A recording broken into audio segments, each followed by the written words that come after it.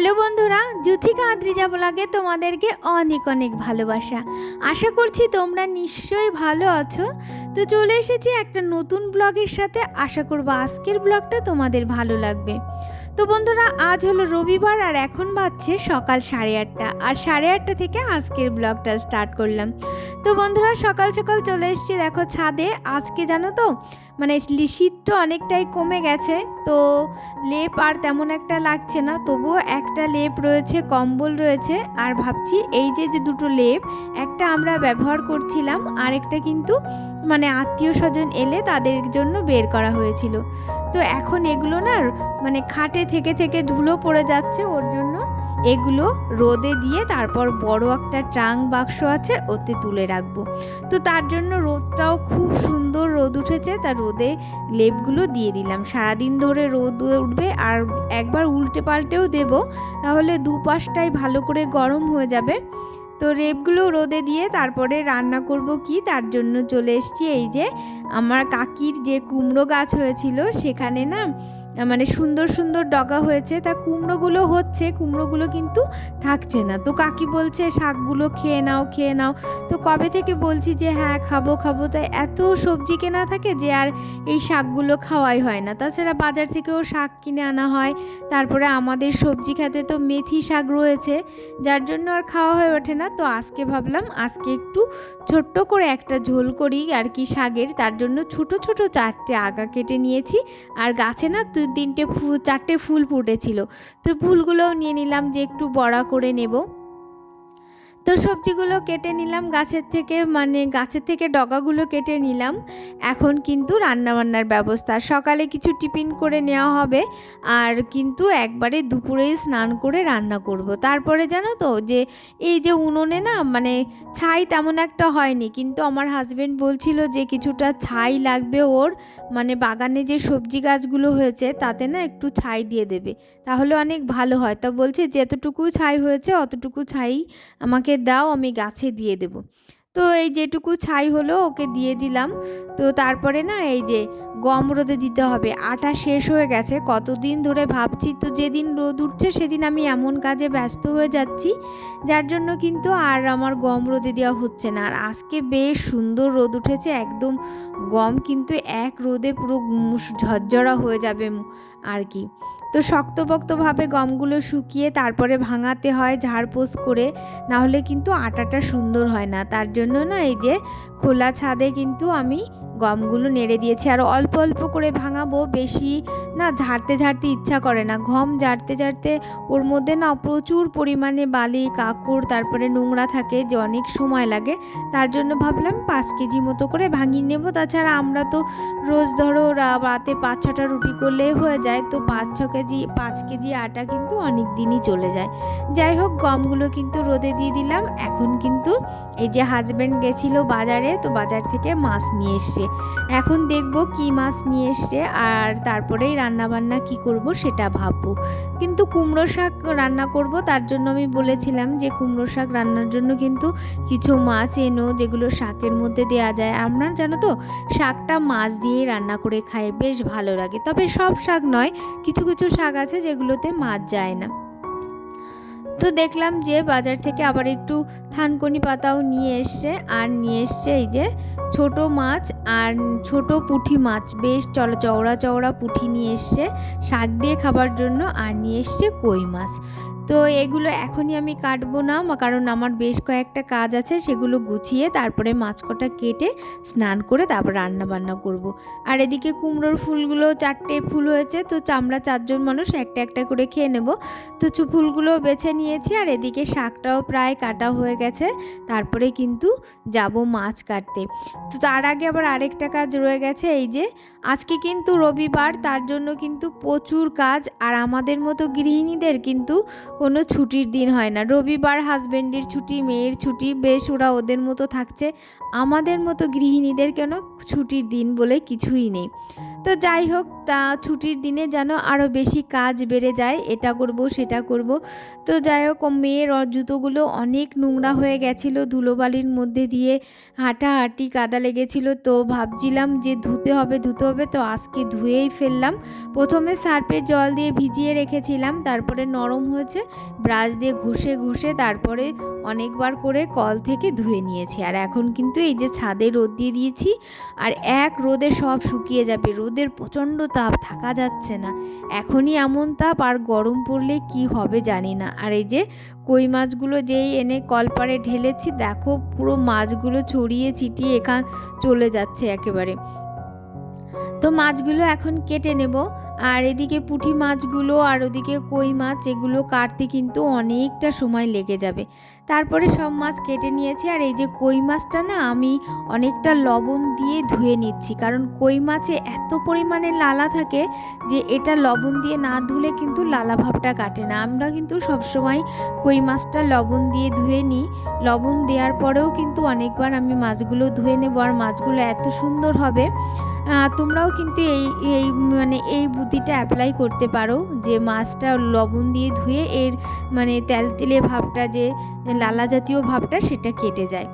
তো মাছ কাটা হয়ে গেল। আর এদিকে রোদ দেখে মনে পড়লো যে কোথায় কি আছে, রোদে দিতে হবে। তো এই যে শুকনো লঙ্কা এনেছিল, তো ভাবলাম এই রোদে দিয়ে দিই। আর রোদে শুকিয়ে বেশ মচমচে করে রেখে দিলে কিন্তু শুকনো লঙ্কাটা বেশ অনেক দিন ধরেই ভালো থাকে। আর অনেকটা বেশি পরিমাণে লঙ্কা এনেছিল, যার জন্য হলো গিয়ে আমি সবসময় কম আনুক বেশি আনুক, আমি সবসময় রোদে দিয়েই রাখার চেষ্টা করি।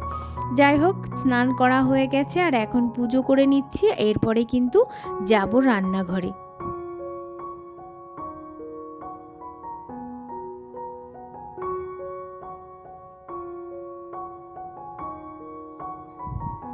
আর রান্নাঘরে চলে এসেছি। আর রান্নাঘরে দেখো ভাত বসিয়ে দিয়েছি। আর এই যে কতগুলো বাক্স, কাগজের বাক্স, গিজারের বাক্স ছিল, তারপরে আরও কি আনা হয়েছিল, যার বাক্সগুলো না ভেঙে চুরে নষ্ট হয়ে গেছে। তো ভাবলাম এগুলো কিন্তু এই বাগানে ফেলে না দিয়ে এরকম করে চিড়ে চিড়ে কেটে কেটে তারপরে কিন্তু পুড়িয়ে ফেললে বেশ ভালো হয়। আমার কিন্তু ভাতটা প্রায় হয়ে গেছিলো ওই কাগজগুলোতে। তো আমি এভাবে কিন্তু কাগজ টগজ, প্লাস্টিক, যাবতীয় অনেক কিছুই আমি উনুনে রান্না করি বলে এগুলো পুড়িয়ে ফেলতে পারি। তো উনুনে রান্না করার কিন্তু অনেক রকমই সুবিধা থাকে, যে আমরা যে প্লাস্টিকগুলো এখানে ওখানে ফেলে দিই, সেগুলো কিন্তু উনুন থাকলে উনুনের ভেতর দিয়ে দিলে পুড়ে যায়, তাহলে আমাদের পরিবেশটা অনেক কম দূষণ হয়। তো যাই হোক, তারপরে মাছগুলো ভেজে নিয়েছি। আর এই যে শাকটা রান্না করে নিচ্ছি প্রথমে। তো আর কই মাছ রান্না করব। তো কই মাছ না আজকে হাফটা রান্না করব, 4টে কই মাছ রান্না করব, যেহেতু দুপুরে সবাই একবার করে খাবো, ওর জন্য 4টে কই মাছ রান্না করব। আর এদিকে শাকটা এই যে রাঁধুনি আর কি রসুন ফোড়ন দিয়ে আর কি তরকারিটা আবার সোমবার করে নিলাম। আর এদিকে এই যে তেল কই রান্না করব আজকে। তো তেল কই রান্নার জন্য প্রথমে কালো জিরে, শুকনো লঙ্কা ফোড়ন দিয়ে দিয়েছি, তারপরে কিন্তু একটা টমেটো কুচি দিয়েছি, আর টমেটো কুচির মধ্যে লবণ দিয়েছি। আর টমেটোটা বেশ গলে একদম মিশে গেছে তেলের সঙ্গে। তারপরে কিন্তু দিয়ে দিলাম আদা বাটা, জিরে বাটা, কাঁচা লঙ্কা বাটা, আর দিলাম একটু বাদাম বাটা। তারপরে একটু শুকনো লঙ্কা দিচ্ছি, এটার জন্য সুন্দর কালারের জন্য। আর তারপরে দিলাম সামান্য চিনি, যেহেতু দেশি টমেটো দিয়েছি, একটু সামান্য চিনি দিলে বেশ টেস্টটা অনেকটা ভালো আসে। তো তারপরে দিয়ে দিলাম কিন্তু মশলাটা, তারপরে ভালো করে কষিয়ে নিয়ে তারপরে সর্ষে বাটাটা দিয়ে দিয়েছি। আর সর্ষে বাটাটা দিয়ে বেশ কিছুটা সময় নাড়াচাড়া করে যাতে সর্ষের কাঁচা গন্ধটা চলে যায়, তারপরে কিন্তু জল দিয়ে দিলাম।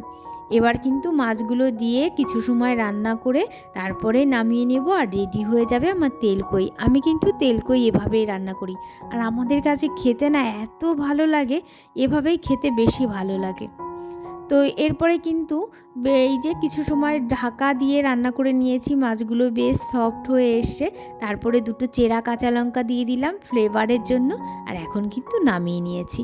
এই দেখো কত সুন্দর হয়েছে, এটা দেখতে যতটা সুন্দর হয়েছে খেতেও কিন্তু ততটাই সুন্দর হয়েছিল। তো তারপরে কিন্তু এই যে যে 4টে কুমড়োর ফুল ছেঁড়া হয়েছিল সেই 4টে কুমড়োর ফুল দিয়ে বড়া করে নিচ্ছি। আর সব শেষে বড়াটা করলাম, কারণ বড়াটা কিন্তু গরম গরম খেতে হয়। তার জন্য আমি সব সময় চেষ্টা করি বড়াগুলো সবার শেষে ভাজার। কারণ এদিকে আমার কিন্তু ভাত রেডি করা হয়ে গেছে, আর এই যে বড়া তুলে নিচ্ছি, আর এবার বড়া কিন্তু গরম গরম পুরো সবার পাতে সার্ভ করে দিয়েছি। তো যাই হোক, তো বড়াটা কিন্তু সবাই ভাতের সাথে খাবে না, মুসমুস করে কামড়েই খাবে। আর তার সঙ্গে শাকটাও দিয়ে দিলাম, আর মাকে ওদিকে মাছ তরকারি সব কিছু দিয়ে মার খাবারটা দিয়ে এসেছি। আর এখন এই যে আমরা খাওয়া দাওয়া করতে বসে গেছি।